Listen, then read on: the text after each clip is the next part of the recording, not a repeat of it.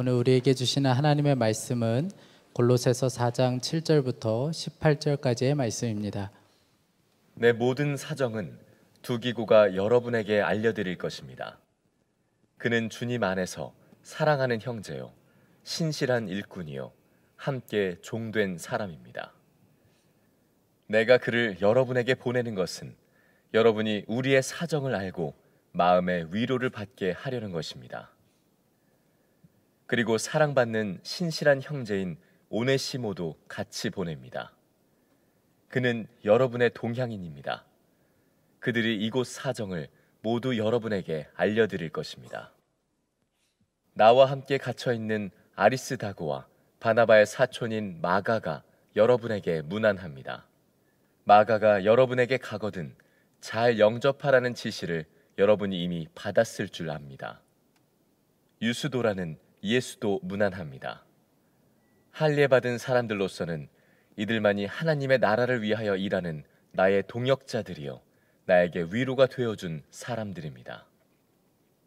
여러분의 동향인이요, 그리스도 예수의 종인 에바브라가 여러분에게 문안합니다. 그는 여러분이 완전하게 되고 하나님의 모든 뜻에 확신을 가지고 서기를 기도하면서 늘 여러분을 위하여 애쓰고 있습니다. 나는 그가 여러분을 위하여 그리고 라오디게아와 히엘라볼리에 있는 사람들을 위하여 수고를 많이 하고 있음을 증언합니다. 사랑하는 의사인 누가와 데마도 여러분에게 문안합니다. 라오디게아에 있는 형제 자매들과 눈바와 그 부인의 집에서 모이는 교회에 문안해 주십시오. 여러분이 이 편지를 읽은 다음에는 라오디게아 교회에서도 읽을 수 있게 하고 라오디게아 교회에서 오는 편지도 읽으십시오. 그리고 아키뽀에게 주님 안에서 받은 직분을 유의하여 완수하라고 일러주십시오. 나 바울이 친필로 문안합니다. 내가 갇혀 있음을 기억하십시오. 은혜가 여러분에게 있기를 빕니다.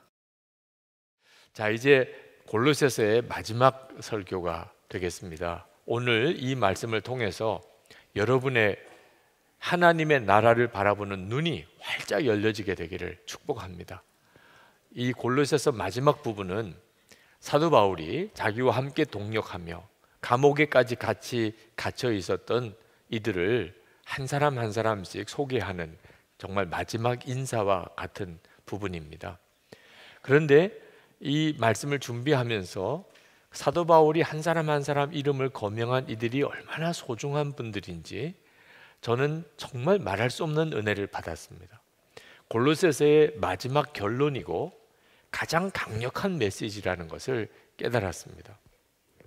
말씀을 읽어보면 사도 바울의 동역자들이 그 이름이 이렇게 거명되는데 어떤 사람은 이름만, 어떤 사람은 그저 한두 줄 그 사람에 대한 기록이 담겨져 있습니다. 사실 한 사람의 인생이라는 게 얼마나 다양하고 많은 일들이 있습니까?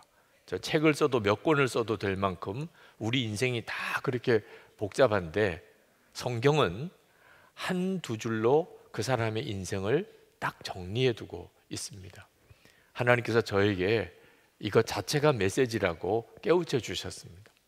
저나 여러분들이나 결국은 한두 줄로 평가되는 인생이 되는 겁니다. 여러분은 어떻게 기록될 것 같습니까? 여러분 자신이 주님 앞에서는 또 어떻게 기억되실 것 같습니까? 그 사람은 정말 사랑이 많았어요. 만약에 이렇게 평가된다면 이건 최고의 칭찬입니다. 그분은 정말 밥을 많이 드셨어요. 이건 정말 부끄러운 일입니다. 그죠? 남은 건 그거밖에 없다면 이건 정말 부끄러운 일이죠. 오늘 말씀을 묵상하면서 주님은 계속해서 제 마음에, 그리고 오늘 말씀을 증거하면서 여러분들에게도 동일한 말씀을 주실 거라고 믿습니다. 나는 어떻게 기록될 것인가? 내 인생은 마지막에 어떻게 기록될 것인가 하는 것입니다. 7절 말씀에 보면 두기고라는 사람이 나오는데 사도 바울이 쓴 이 서신을 그 교회에다 전달해 주는 역할을 맡은 사람입니다. 9절에는 종이었다가 도망쳤던 오네시모라는 사람이 나오는데, 이 오네시모는 바로 이 골로새 교회 빌레몬의 집의 종이었습니다. 그가 감옥에 갇혀서 예수를 믿게 되고 사도 바울을 만나고 완전히 사람이 변했습니다. 그래서 이 종이었던 오네시모를 사랑받는 신실한 형제라고 그렇게 소개하면서 다시 돌려보냅니다. 예수 그리스도 안에서 이 버림받은 종, 또 죽을 수밖에 없는 종이 신실한 사랑받는 형제가 되어지는 역사가 복음의 능력입니다. 10절에 보면 함께 감옥에 갇혀 있는 아리스다고와 마가를 소개하는데, 이 마가는 사도 바울이 1차 전도 여행을 떠날 때 함께 했던 사람입니다. 바나바의 사촌입니다. 그런데 중간에 너무 힘들다고 다시 돌아와 버립니다. 그 일로 인해서 사도 바울이 마음이 대단히 힘들었고, 2차 전도 여행을 떠날 때 바나바가 그 마가를 또다시 데리고 가려고 하니까 사도 바울이 아주 강하게 반대를 해서 두 분이 다투었습니다. 결국은 사도 바울과 바나바가 따로 팀을 구성해서 전도 여행을 떠나야 했을 정도로 사도 바울에게는 대단히 마음 아프게 한, 정말 힘들게 한 사람이 마가였습니다. 그런데 오늘 골로새서에 보면 그 마가가 사도 바울과 함께 감옥에 같이 있다고 말을 하고 있습니다. 예수 그리스도 안에서 사람은 정말 변합니다. 여러분이 여러분 자신이나 또는 여러분 가족이나 주변에 있는 사람들에게 혹시 실망하고 있다면 예수 그리스도 안에서 그분을 다시 보시기 바랍니다. 저는 어릴 때 정말 무서웠던 장로님이 있었습니다. 그분을 얼굴을 보는 것, 그것도 정말 숨이 막힐 정도로 힘들었습니다. 그 자세한 스토리를 말씀을 드리고 싶지는 않습니다. 아버님도 참 힘들어 하셨습니다. 그런데 제가 지방의 어느 연합 집회에 갔다가 깜짝 놀랐습니다. 그분이 거기에 계신 거예요. 목사님으로 계신 거예요. 어느 때에 맞춰 그분이 하나님의 부름을 받고 목회자가 되셨습니다. 그리고 그곳에서 목회를 하시는데 만만치 않은 그동안의 과정을 거치셔서 사람이 완전히 변하셨더라. 처음에 인사를 할 때는 뭐라고 말을 해야 될까 마음이 졸였는데 한참 대화를 하는 중에 그렇게 친밀하게 느껴질 수가 없었어요. 그 어릴 때 그 상처가 오히려 정말 신비한 어떤 친밀감으로 바뀌는 것을 보았습니다. 주 예수 그리스도 안에서 우리가 있다면 사람은 반드시 바뀝니다. 11절에 보면 유스도라는 사람이 나오는데 유대인입니다. 아리스다고나 마가나 다 유대인입니다. 유대인이 예수님의 부활의 증인이 되고 하나님의 나라 복음의 운동에 참여한다는 것은 그건 엄청난 희생을 각오해야 하는 것입니다. 가족, 친척들에게 완전히 버림받아야 되고 그 지역사회 공동체에서 유대인 공동체에서 완전히 쫓겨나야 되는 것입니다. 그런데 사도 바울에게는 정말 순전한 유대인들 중에 할례 받은 사람들 중에 하나님 나라 운동에 함께했던 유스도 같은 사람이 있었습니다. 그래서 그는 그로 인해서 큰 위로를 받았다고 그렇게 고백을 합니다. 12절에 보면 이 골로새서를 쓰게 만든 에바브로라는 사람이 나오는데 그는 골로새 교회의 설립자입니다. 그가 로마에 있는 사도 바울에게 찾아와서 골로새 교회의 여러 형편을 이야기하고 골로새 교회를 위해서 함께 기도하다가 사도 바울이 골로새에 편지를 쓰게 된 겁니다. 14절에 보면 누가복음의 저자인 누가가 같이 있었고 데마라는 사람이 언급이 됩니다. 근데 이 데마는 참 생각을 많이 해야 될 사람입니다. 왜냐하면 나중에 데마는 세상을 사랑하여 사도 바울을 떠나게 되었습니다. 디모데후서 4장에 보면 데마가 세상을 사랑하여 나를 떠났다고 그렇게 언급됩니다. 자, 여러분, 세상에 살지만 세상을 사랑하게 되는 것은 정말 두려운 일입니다. 세상을 사랑하게 되면 결국은 아무리 예수 그리스도의 복음을 듣고 하나님의 나라에 대해서도 알아도 결국은 그렇게 떠나게 됩니다. 예수님에게 찾아와서 영생을 구했던 부자 청년이 그 재산을 가난한 사람에게 나누어 주고 나를 따르라 말씀하실 때 결국 그는 다시 세상으로 돌아갑니다. 세상을 사랑하는 거죠. 여러분 안에 세상을 사랑하는 것이 예수 그리스도를 사랑하는 것으로 바뀌어지게 되기를 축복합니다. 그렇지 않으면 마지막에 결국은 무너지게 됩니다. 마지막으로 사도 바울은 골로새 교회 담임 목사 역할을 했던 아키포에게 이렇게 권면합니다. 17절에 주님 안에서 받은 직분을 유의하여 완수하라. 주님 안에서 받은 직분이라는 이 표현을 우리도 좀 정말 깊이 생각해 봐야 됩니다. 여러분, 주님 안에서 받은 직분이 있으십니까? 나는 없는데요. 이렇게 생각하시는 분들 이 자리에도 계실 겁니다. 아유, 목사님이나 선교사님이나 이런 분들이야 주님 안에서 받은 직분이 있겠지만 나야 무슨 직분이 있겠는가? 여러분, 그렇지 않습니다. 예수 믿는 사람이라면 다 주님 안에서 받은 직분이 있습니다. 본인이 그것을 받아들이지 않을 수는 있습니다. 주님은 주셨는데 본인이 받아들이지 않을 수도 있습니다. 여러분, 오늘 선교사 후원의 회원 모집을 이렇게 했는데 여러분 모두에게 주어진 주님의 초청입니다. 여러분이 선교사로 부름을 받지 않았다 하더라도 보내는 선교사의 역할은 우리 모두가 다 맡아야 되는 일입니다. 그런데 신청하지 않는 분, 그건 나하고 상관없는 일이야. 나 그런 것까지 부담하기는 너무 힘들어. 여러 가지 이유 때문에 거절할 수 있는 거죠. 이게 얼마나 귀한 축복인 줄을 모르니까 하나님 주님 안에서 주어지는 직분을 내가 거절한 거죠. 지난 주일에는 저는 일본에 있었습니다. 일본에 있는 우리 형제교회 요코하마 영광교회 창립 20주년 예배와 집회 때 그 자리에 참석했습니다. 그때 그 일본 요코하마 영광교회 김경환 선교사님 후원 회원들 교우들이 같이 참석하셨습니다. 지금 이 예배 자리에도 계십니다. 그 집회 때 눈물바다였습니다. 선교사님이 감사 인사를 하시는데 다 울었고 심지어 막 통곡을 하는 사람도 있었어요. 그렇게 하나님의 은혜가 넘쳤습니다. 그런데 그 일본에 있는 그 교회에 그 선교사님을 그렇게 위로하고 축복하는 그 일에 우리 교회 선교사 후원 회원들이 얼마나 귀하게 섬기고 큰 역할을 했는가를 제가 보았습니다. 솔직히 얼마나 감사했는지. 그리고 함께 그 간증을 서로 나누는 시간에 정말 너무나 아름다운 고백들을 들으면서 제가 황홀했습니다. 우리 모두에게 하나님이 주신 사명입니다. 어느 선교사님이 현지에 나가 있는데 그 선교사님을 위해서 마음과 기도를 다하여 그를 섬기는 일은 우리 모두가 다 맡아야 할 일입니다. 주님 앞에 섰을 때 여러분들이 한평생 했던 일 중에 선교사 후원 회원 되는 일 그만큼도 큰 비중을 차지하는 일이 쉽지 않을 겁니다.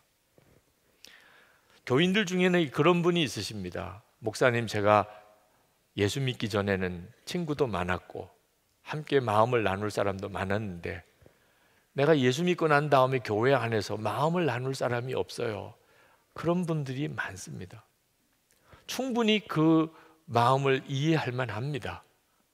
그렇죠? 고향 친구들, 학교 동기들 또는 군대 동기들 만나면 그냥 속에 있는 이야기 다 꺼내고, 그렇죠? 정말 그 친밀함, 며칠이고 같이 여행도 하고 그럴 수 있는 세상 친구들이 있었습니다. 그런데 예수를 믿고 나니 그런 친구들 다 떨어져 나갑니다. 그런데 교회 안에서는 그런 친밀한 사람을 만나지를 못하는, 그래서 너무너무 외로워하시는 분들이 교회 안에 있으십니다. 자, 그러나 한번 스스로에게 다시 확인해 보셔야 될 필요가 있겠습니다. 그런 분이 있으시다면 도대체 그렇게 나누고 싶은 마음이 뭡니까? 교회 안에서 마음을 함께 나눌 사람이 없다는데 그렇게 나누고 싶은 그 마음이 도대체 뭘 말하는 것입니까? 일제시대에 독립군은 모든 것을 다 포기해야 됐습니다. 가족도 자녀도 집안도 완전히 무너질 각오를 해야만 했습니다. 그럼에도 불구하고 독립군으로 나섰던 이유는 그 마음에 조국의 독립을 향한 정말 열망이 있었기 때문에. 그런데 어느 날 어떤 사람을 만났는데 그 사람도 독립군이에요. 한 번도 만나본 적이 없습니다. 그냥 독립군이에요. 그 사람 마음속에도 조국의 독립을 향한 정말 어떻게 거절할 수 없는 열망이 있는 사람. 여러분 어떻겠습니까? 그 만남이 첫 만남이지만 그냥 끌어안고 그렇게 좋아할 것입니다. 마음을 나눈다는 건 이렇게 하는 거죠. 여러분, 우리는 하나님의 나라의 독립군들입니다. 예수 그리스도 그분을 우리 마음에 거하시게 영접했고 하나님의 나라가 이제는 내 나라가 됐습니다. 여러분이 정말 그 마음을 나누고 싶다면 많습니다. 처음 만나는 사람일지라도 정말 가슴을 열고 뜨겁게 끌어안고 눈물로 포옹할 사람 여러분 많습니다. 혹시 없으시면 저한테 연락하세요. 저하고 교제해요. 네. 제가 또 그런 분들을 소개해 드리겠습니다. 그런데 여러분의 마음속에 예수 그리스도에 대해서는 관심이 별로 없어요. 그냥 세상 관심만 많아요. 그런데 그 마음을 나누고 싶다. 그 교회 안에 큰일입니다. 그러면 세상으로 가득 찬 마음, 그 마음 나누는 것 때문에 성도의 교제가 있다면 그건 정말 난감한 일이죠. 여러분 안에 정말 예수 그리스도께서 거하시고 그리고 하나님의 나라가 여러분 안에 온전히 이루어졌다면 그러면 주님으로부터 오는 직분이 얼마나 귀한가 하는 것을 알게 됩니다. 주님으로부터 오는 직분은 고난을 각오해야 합니다. 세상에서는 귀하게 여기지도 않습니다. 그것 때문에 무슨 돈을 버는 것도 아니고 내가 뭐 이름이 나는 것도 아닙니다. 오히려 사람들로부터 손가락질 받는 것, 사회 부적응자라고 그렇게 멸시받을 각오를 해야 되는 것이 주님으로부터 온 직분입니다. 그래서 사도 바울은 유의하여 완수하라고 말씀한 겁니다. 정신 차리지 못하면 놓쳐버리니까. 뭐 돈 버는 것도 아니죠. 뭐 그렇다고 해서 세상에서 높아지는 것도 아니죠. 바빠 죽겠는데 뭐 이런 일 저런 일 주님을 위해서 일하라 그러면 부담만 되는 일이지요. 소홀히 하기가 딱 좋은 거죠. 그런데 주님 앞에 가보면 알게 됩니다. 그게 진짜였던 거예요. 먹고 사는 것을 위해서도 바쁜 일이 우리에게 있지만 지나고 난 다음에 보면 사실 그건 정말 주님께 믿고 맡기고 순종만 하면 될 수도 있었던 길이었어요. 거기에 목숨 걸 이유도 없었어요. 주님으로부터 받은 직분, 그거는 정말 영원히 남는 것이었어요. 근데 내가 그것을 내 스스로가 걷어차버린 것입니다. 그 심정을 여러분 이해하시겠습니까? 사실 당시 세계를 지배하던 로마 제국 안에서 사도 바울의 존재는 정말 미미했습니다. 사도 바울이 전하는 이 십자가의 복음, 하나님 나라의 복음, 그리고 그 사도 바울과 함께 동역했던 사람들은 그 로마 제국 안에서는 아무런 존재감이 없었어요. 그들은 감옥에 갇혀 있는 사람, 그러다가 그렇게 죽임을 당했습니다. 세계사를 여러분 한번 들춰보십시오. 사도 바울이라는 존재가 나오는지. 세계 역사에는 역사가들의 눈에 전혀 들어오지 않는 사람들이었습니다. 그런데 2000년이 지난 지금 우리는 그때 당시 로마 시대에 유력한 사람들, 유명한 사람들, 내노라는 사람들 아는 사람 있습니까? 그저 역사책에서 보는 황제나 장군이나 철학자들 이름만 알 뿐이죠. 근데 우리에게 골로새서가 이렇게 주어져서 하나님 나라의 그 유명한 하나님의 일꾼들을 우리가 보고 있어요. 그때 당시 2000년 전에는 정말 존재감이 없었던 사람, 사람들로부터 멸시받는 사람, 가장 불쌍하게 취급받았던 사람. 그런데 그들은 하나님으로부터 온 직분, 주님 안에서 주어진 직분을 붙잡았던 거예요. 그리고 지금은 정말 별과 같이 빛나는 거죠. 사도 바울이 옥에서 감옥에서 골로새에 편지를 써서 보냅니다. 그걸 두기고에게 맡겨서, 두기고가 비행기가 있어요, 자동차가 있어요. 그 로마에서 터키까지 걸어서 가서 그 골로새에 있는 교회에 찾아가서 그 편지를 전달했습니다. 여러분, 그 편지가 누가 주목할 만한 것이겠습니까?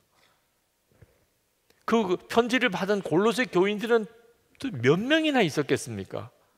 지금 있는 이 정도의 인원이라도 있었겠습니까? 그런데 지금 우리가 그 골로새서를 몇 달을 같이 묵상하면서 은혜를 받고 있잖아요. 우리 주님으로부터 왔다는 것이 얼마나 놀라운 것인가를 아셔야 합니다.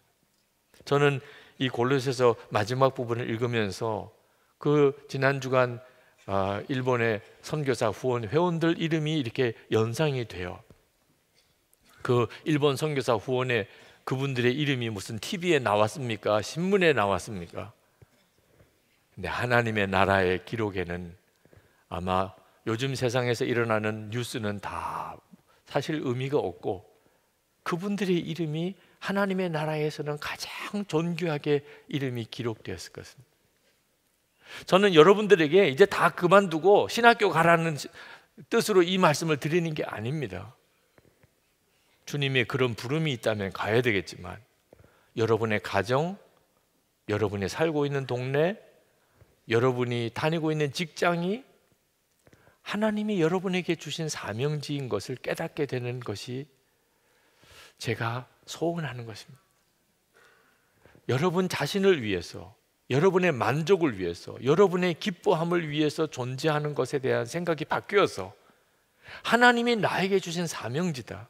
내 가정이, 내가 사는 동네가, 그리고 내 직장이 하나님의 나라가 이 땅에 임하기를 위하여 내가 거기서 하나님의 나라를 선포하고 그리고 사람들을 그렇게 섬기며 주의 복음을 전해야 되는 예수 그리스도께서 나를 통하여 일하게 하시는 현장이다. 여러분이 그 사실을 진짜 깨닫고 믿게 되는 순간에 여러분은 선교사입니다. 사도 바울의 동력자들과 똑같은 존재입니다. 사도 바울은 마지막 인사에서 내가 갇혀 있음을 기억하십시오. 18절에 그렇게 마지막 부분에 그렇게 씁니다. 지금 사도 바울은 감옥에 갇혀 있습니다. 그리고 그 사도 바울의 동력자들도 일부는 감옥에 같이 갇혀 있고 일부는 주변에서 사도 바울을 돕고 있습니다. 자, 그런데 이걸 뭘 꼭 기억을 하라고 하실 이유가 뭐가 있는 것입니까? 여러분, 감옥에 간 게 뭐 자랑스럽습니까? 예수 믿으면 이렇게 감옥에까지 가야 되고 순교자의 그런 길을 가야 되는 거라고 한다면 여러분 전도가 잘 되겠습니까?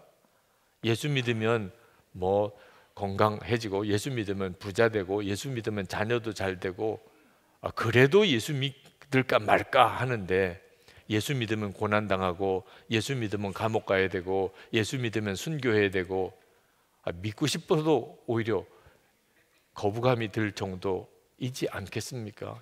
그런데 왜 사도 바울은 그걸 기억하라고 하느냐 말이에요.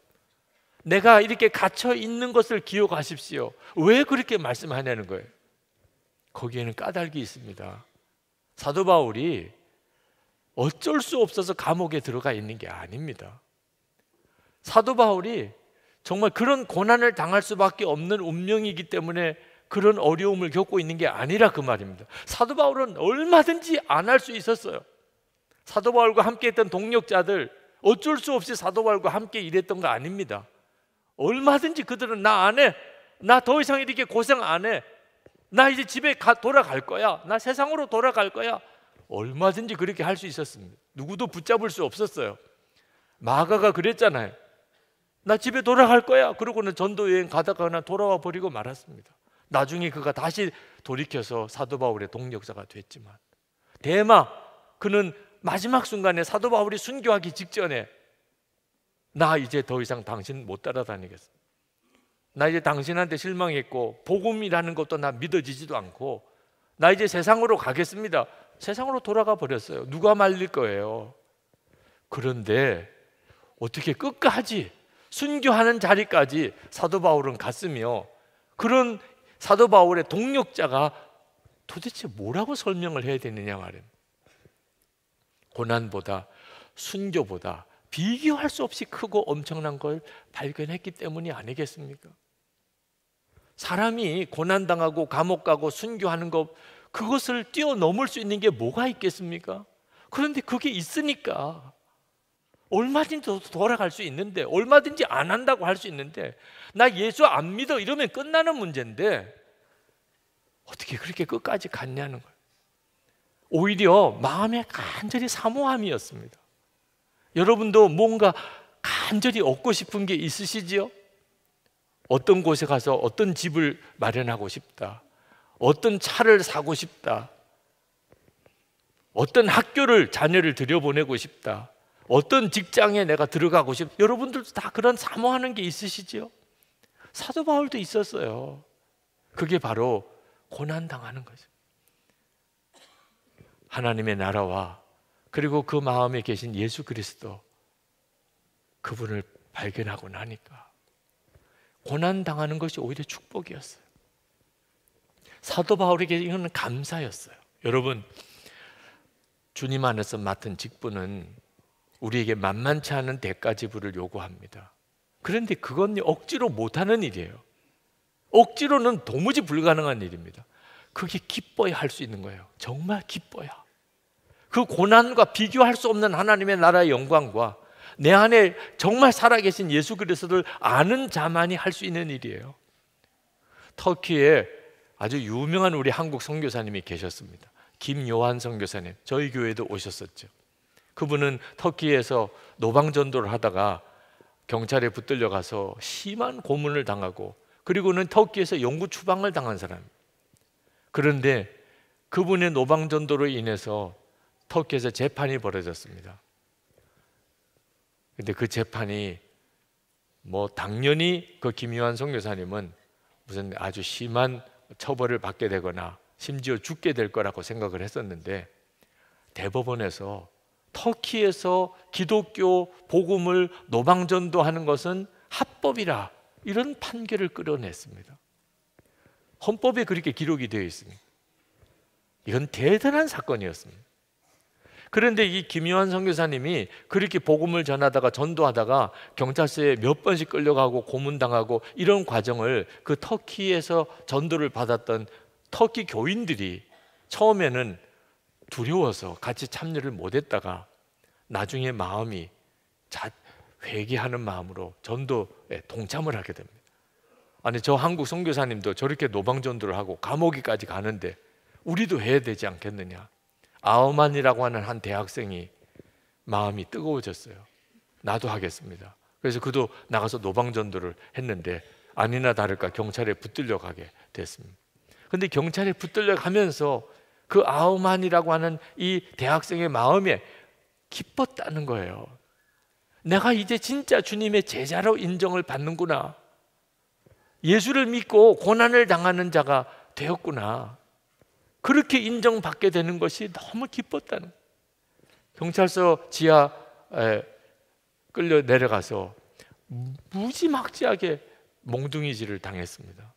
그런데 그렇게 맞으면서 점점 더 기뻐지는 거예요. 내가 이렇게까지 고난을 당하니 얼마나 감사한가. 맞으면 감사합니다. 맞으면 감사합니다. 얼굴 표정이 너무너무 밝은 거예요. 나중에 경찰이 하도 질려서 야, 너 제정신이냐? 보통은 보면 이렇게 때리면 잘못했어요. 다시는 안 할게요. 다시는 안 믿을게요. 이렇게 나와야 되는데 너는 어떻게 때리면 때릴수록 더 얼굴이 밝고 때리면 때릴수록 감사하다고 하냐. 그래서 그가 이렇게 그 경찰에게 이야기를 했답니다. 우리는 주 예수님을 왕으로 모시고 사는 사람으로서 주님이 고난을 당하신 것처럼 우리도 고난 당하는 것이 기쁜 것입니다. 그러므로 당신이 우리를 때렸다고 미안해하지 마세요. 정말 감사한 일입니다. 그래서 나가라고 그랬다는 거죠. 그 경찰이 나가라.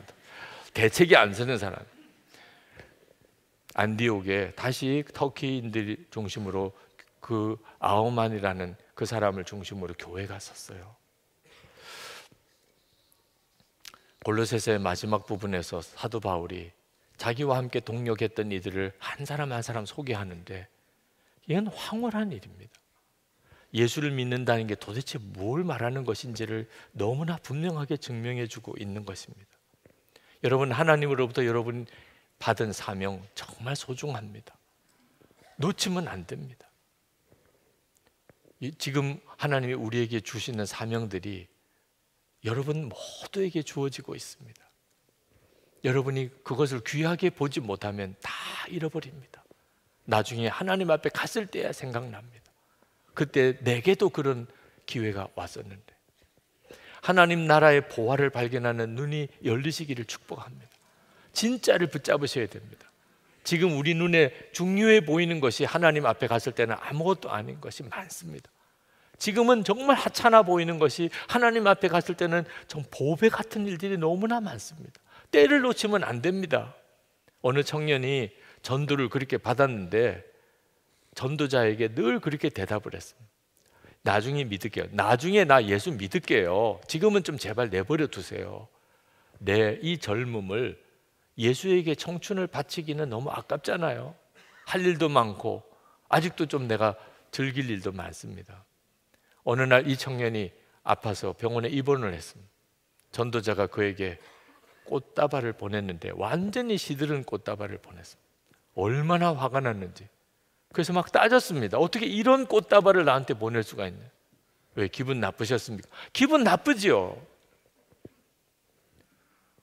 하나님도 그렇습니다. 왜 하나님께 다 시들은 꽃다발만 바치려고 하십니까? 여러분, 여러분의 삶 속에서 하나님께 드릴 기회를 놓치지 마셔야 합니다. 여러분은 어떻게 기억될 것 같습니까?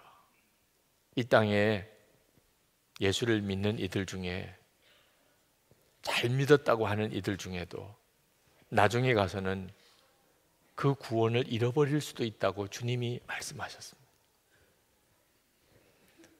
정말 그럴까? 여러분, 지난 한 주간 한번 돌아보십시오. 정말 예수 그리스도가 그와 함께 계시고 하나님의 나라의 영광을 경험한 사람, 그 하나님의 나라를 위해서 사는 사람, 여러분 주변에 몇 사람이나 있었습니다. 예수 믿는 사람 우리나라에 꽤 많습니다. 근데 진짜 예수 그리스도를 마음에 모시고 하나님의 나라의 영광을 위해 사는 사람은 좀처럼 찾아보기 힘듭니다. 여러분이 그 사람이 되셔야 합니다. 지금 여러분의 모습 그대로 기록됩니다. 그러므로 우리는 지금 여기서부터 예수 그리스도와 동행해야 합니다. 이것이 가장 인생을 잘 사는 것입니다. 내 안에 계신 그리스도, 이 골로새서가 우리에게 주는 놀라운 복음의 비밀입니다. 오늘 여러분 성찬을 받는데 이 성찬은 우리가 예수님 안에, 예수님이 우리 안에 계신 그 놀라운 은혜를 오늘도 확인해 주는 축복의 시간입니다. 우리가 한 달에 한 번 성찬을 첫 주 드리는데 그것은 잊어버리지 않게 하기 위해서 그렇습니다. 오늘도 여러분 다시 하나님이 여러분에게 주님은 우리 안에 거하시는, 우리와 한 몸이 되셨다는 사실을 성찬을 통해서 다시 한번 우리에게 깨우쳐 주십니다. 우리가 할 일이 뭐죠? 내가 성찬 받은 사람이라는 걸 오늘 저녁에, 내일 아침에, 한 주간 내내 누구를 만나든 무슨 일을 하든 항상 기억하는 것입니다. 나는 성찬 받은 사람이에요. 오늘 성찬 받고 나가는 길에 잊어버리시면 큰일 납니다. 그건 정말 성찬을 무시하는 거죠. 주님은 나를 위해서 살과 피를 주셨는데 그 살과 피를 먹고 마시고 우리가 할 일은 주님과 나는 그렇게 한 몸이 되었다는 걸 누구를 만나든 무슨 일을 하든 항상 기억하는, 이 사람이 하나님의 나라를 사는 사람입니다. 영원히 하나님 앞에서 정말 별과 같이 기록될 사람. 이제 성찬을 받겠습니다. 여러분, 오늘 성찬의 중요한 기도 제목은 제가 이 성찬을 받고 그리고 영원히 잊어버리지 않게 하여 주옵소서. 내가 성찬을 받았다는 사실을, 가족을 만날 때, 직장 동료를 만날 때, 길거리에서 지나치는 사람을 만날 때, 혼자 있는 시간에라도 내가 성찬 받은 자임을 기억하게 하소서.